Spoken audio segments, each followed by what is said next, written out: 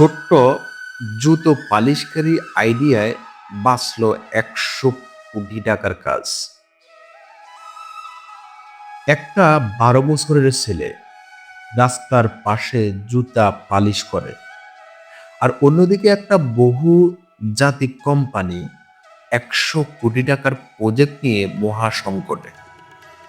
৫০ জন engineer, ১০ ঘন্টা meeting, কিন্তু কোনো সমাধান নেই। এবং ঠিক তখনই সেই ছোট্ট ছেলেটার একটা কথায় পাল্টে গেল পুরো গেম। আজকের এই সত্য ঘটনা শুনে আপনার চোখে জল আসতে পারে। থাকুন শেষ পর্যন্ত। এই গল্পটা ২০১৫ সালের, জায়গা মুম্বাইয়ের নারিমান পয়েন্টে। একটা বিখ্যাত জাপানিজ অটোমোবাইল কোম্পানি ভারতে তাদের নতুন প্লান্ট তৈরি করেছিল। ইনভেস্টমেন্ট প্রায় ১০০ কোটি টাকা। কিন্তু একটা সমস্যা সামনে আসলো, যেটা কল্পনা করেনি কেউ।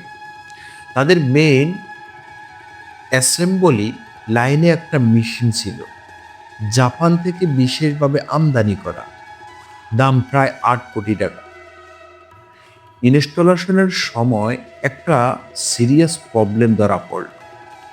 মেশিনটা ঠিকমতো কাজ করছে না, প্রোডাকশন শুরু করা সম্ভব হচ্ছে না।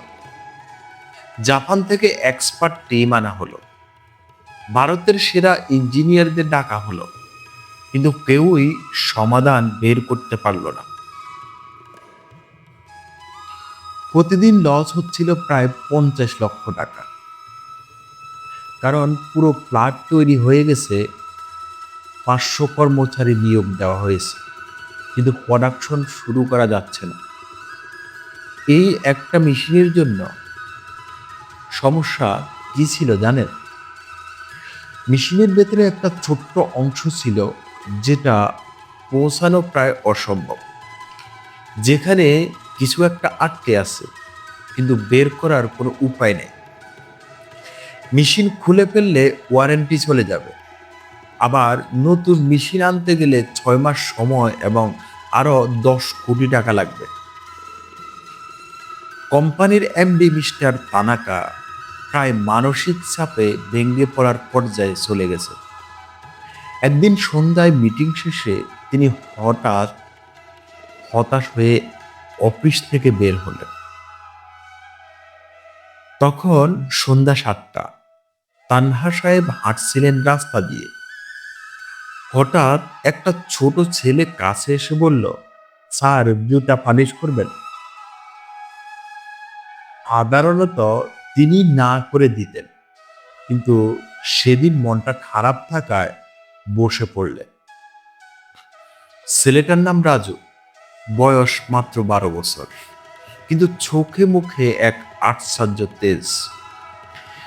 রাজু জুতা পালিশ করতে করতে জিজ্ঞেস করলো, স্যার, আপনি দেখছি অনেক চিহ্নিত।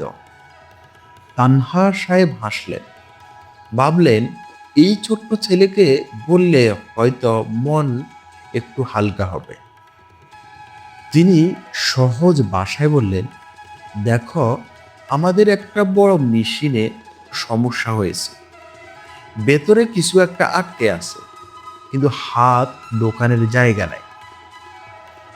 রাজু একটা চিন্তা করে বলল, স্যার, আমার জুতার ব্রাশের লাঠিটা দেখছেন? এটা লম্বা আর চিকন। এরকম কিছু দিয়ে কি কাজ হবে না? তানহা সাহেব হঠাৎ চমকে উঠলেন। তুমি কি বললে? লম্বা চিকন লাঠি মানে? মাথায় একটা আইডিয়া হইলেও তার। তিনি তাড়াতাড়ি রাজুকে ১০০ টাকা দিয়ে অফিসের দিকে ছুটলেন। পরের দিন সকালে জরুরি মিটিং ডাকা হলো। তানহা সাহেব তার টিমকে বললেন, আমাদের একটা লম্বা, নমনীয়, চিকন রড দরকার, যেটা সেই সরু জায়গায় ঢুকাবো এবং কি ঢুকবে। ইঞ্জিনিয়াররা তখনই কাজে লেগে গেলেন। তারা একটা বিশেষ ফাইবার রড তৈরি করলেন, মাত্র ৩ মিলিমিটার পুরু। সামনে একটা ছোট্ট ম্যাগনেট লাগালো। এবং বিশ্বাস করুন সেই রড দিয়ে মেশিনের ভেতর থেকে একটা ছোট্ট মেটাল ফ্রিজ বের করা হলো।